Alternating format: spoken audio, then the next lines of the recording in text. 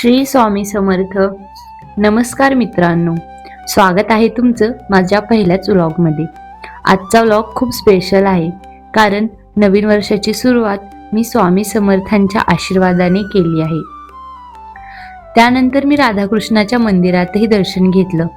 हा माझा पहिला व्लॉग आहे. थोडं काही कमी जास्त झालं तर माफ करा, पण मी हा व्लॉग मनापासून बनवलेला आहे. नवीन वर्ष सुरू करताना मनात एकच भावना होती, देवा, जे देशील ते स्वीकारण्याची शक्ती दे. स्वामींच्या चरणी उभं राहिल्यावर मन आपोआप शांत झालं. खूप प्रश्न होते मनात, पण स्वामींच्या दर्शनाने एक वेगळाच विश्वास मिळाला आहे की सगळं योग्य वेळेला नक्की होईल. स्वामी म्हणतात ना, सोडून दिलं की सगळं आपोआप होतं. आज ते खरं वाटलं. यानंतर आम्ही राधाकृष्णाच्या मंदिरातही गेलो. इथलं वातावरण खूपच सुंदर आणि पॉझिटिव्ह होतं. राधाकृष्ण म्हणजे प्रेम, समर्पण आणि विश्वास.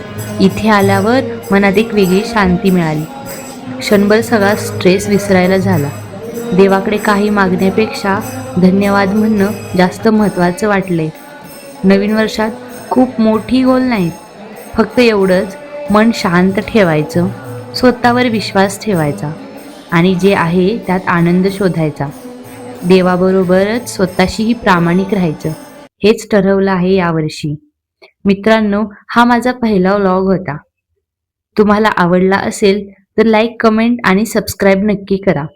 तुमचं नवीन वर्ष आनंद, आरोग्य आणि सकारात्मकतेने भरलेले जाऊ. श्री स्वामी समर्थ.